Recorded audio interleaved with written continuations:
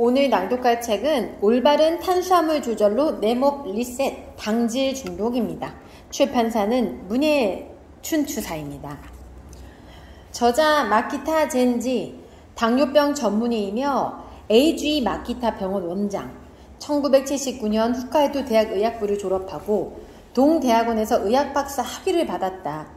지역 의료에 종사한 뒤 뉴욕 록펠러 대학교에서 당뇨병 합병증의 원인인 에이주이 연구를 약 5년간 수행했다. 1996년부터 홋카이도 대학 의학부 강사, 2000년부터는 구루메 대학 의학부 교수를 거쳐 2003년에 에이주이 마키타 병원을 도쿄 긴자에 개업하여 당뇨병을 비롯한 생활습관병 및 비만 치료를 통해 총 20만 명 이상의 환자를 진찰했다. 저서로는 식사가 잘못됐습니다. 노화가 잘못됐습니다.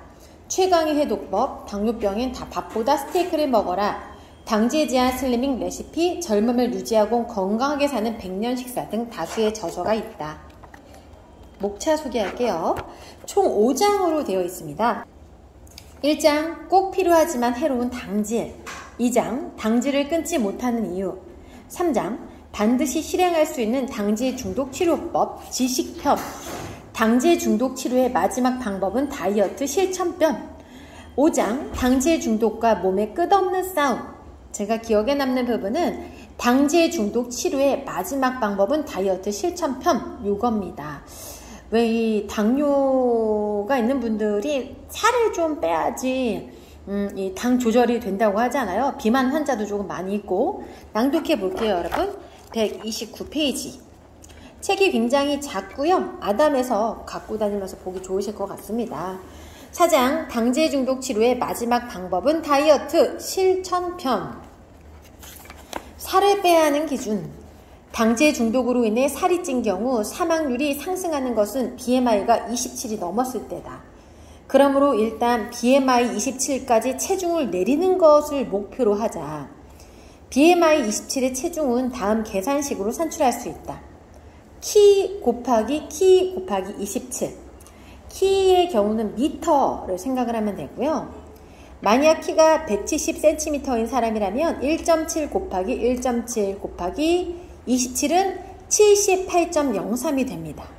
즉 키가 170cm라면 78kg까지 빼지 않으면 사망률이 높아진다는 뜻입니다. 물론 적정 체중인 BMI 22 정도까지 노력해도 되지만 상당히 살이 찐 사람이 비현실적인 목표를 설정하면 힘들 수 있다. 그것보다 달성하기 쉬운 목표를 설정해두고 거기에 도달하면 일단 성취감을 맛보고 다시 새롭게 목표를 설정하는 것이 합리적이다. 그런데 제2장에서 언급한 것처럼 몸이 너무 마른 것도 건강에 좋지 않다. 과체중이 되면 심근경색이 될 가능성이 크지만 너무 또 마르면 뇌출혈이 될 가능성이 높아지는데 이는 특히 중장년 여성에게서 두드러지게 나타난다. 뇌출혈은 젊은 사람에게는 거의 일어나지 않는다. 나이가 들수록 대체로 혈관 내벽이 약해지는데 너무 마르면 총 콜레스테롤 수치가 저하되어 혈관이 찢어지기 쉬워진다. 그래서 50세가 넘은 여성은 체중이 너무 내려가지 않도록 주의해야 한다. BMI 18.5 이하로 내려가지 않도록 하자. 예를 들면 키 158cm인 경우 여성은 46에서 67kg 범위 내에서 체중을 유지하는 게 좋다. 내 환자 중 50대 여성은 너무 마르면 주름이 두드러지고 늙어 보여요 라며 적정 몸무게보다 조금 더 많은 BMI 23을 기준으로 삼고 있다. 이런 식으로 목표를 조금 완만하게 설정해도 괜찮다.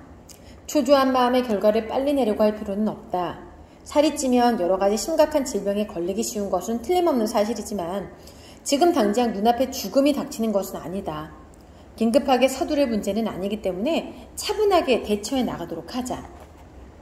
예를 들어 간에 지방이 너무 많이 쌓이는 지방간은 체중을 5%만 줄이면 좋아진다. 지금의 체중이 60kg인 사람이 지방간 진단을 받았다면 3kg을 감량하면 낫는다. 몸무게를 조금 줄이기만 해도 건강상의 효과를 실감할 수 있기 때문에 조금씩 즐거움을 맛보면서 체중을 줄여나가자. 최악의 상황은 무리하게 감량했다가 이전보다 체중이 더 늘어나는 요요 현상이 나타나는 것이다. 이런 식으로는 그전보다 건강하지 못한 몸이 된다. 좀 더 현명하게 생각해보고 행동하자. 과학적으로 대처하는 두 가지 다이어트법. 비만은 단순히 양을 너무 많이 먹어서 생기는 것이 아니다. 살이 쪘다는 것은 당질 중독 상태라는 말과 같다는 인식이 필요하다. 이런 사실을 이해하지 못하면 공복 상태를 힘들게 참으면서 칼로리 섭취를 줄이거나 운동을 격렬하게 하는 식의 잘못된 다이어트로 치달을 수 있다. 그러다가 무리하면 요요를 반복하게 된다. 비만을 해소하기 위해서는 그 근본 원인인 당질 중독이 어떤 것인지 올바르게 이해한 후 과학적으로 대처해 나가는 것이 반드시 필요하다. 내가 권장하는 다이어트법은 크게 다음 두 가지 요소로 구성된다. 1. 당질 섭취량을 줄인다. 하루에 당질 섭취량을 60g 이하로 억제하면 누구라도 분명 살을 뺄 수 있다. 다만 중증으로 당질에 중독된 사람은 갑자기 60g까지 줄일 수 없기 때문에 단계를 밟아 나간다. 혈당치를 낮게 억제한다. 식사를 한 후에도 혈당치가 140을 넘지 않도록 조절한다. 혈당치가 오르면 비만이 발생하기 때문이다. 혈당 조절을 위해서는 연속 혈당 측정기인 리브레가 필요하다.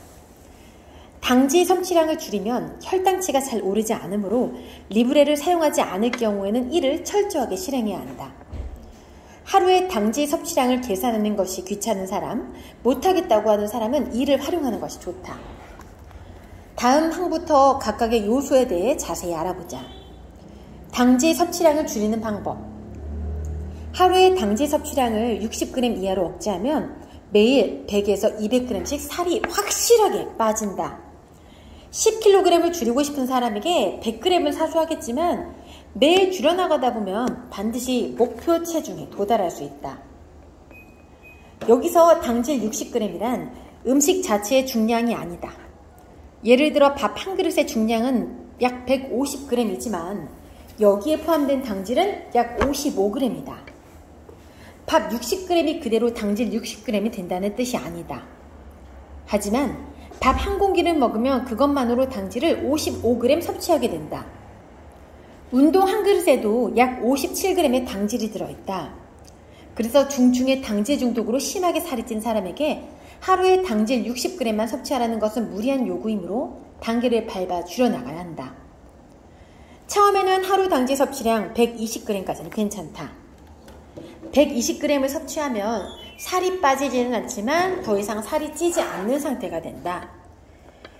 120g에 익숙해지면 100g으로 줄여보자. 하루 당질 섭취량을 100g으로 억제할 수 있다면 중증의 당질 중독에서 벗어났다고 할 수 있다. 이런 수준까지 왔다면 이제 60g까지 억제해서 서서히 체중을 감량해 나가자. 이 책의 마지막 부분 도표 20일에 대표적인 식재료와 식품의 당질량을 표로 만들어 두었으니 60g 이하로 억제하는 데 참고로 하면 좋을 것이다. 식품 성분표를 이용하면 더 확실하게 실행할 수 있다. 밥이나 우동은 당질량을 파악하기 쉽지만 반찬이나 가공품의 경우에는 파악하기 어렵다. 하지만 하다 보면 알 수 있게 된다. 자신이 먹은 것과 체중의 변화를 비교해 봄으로써 걸쭉한 중국 음식에 당질이 잔뜩 들어있는 것 같은데 라는 생각을 할 수 있게 된다.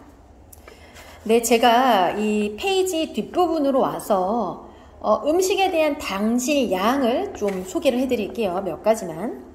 흰 쌀밥 한 공기는 당질량이 55.2g, 현미밥은 한 공기에 51.3g, 면을 좀 읽어볼까요?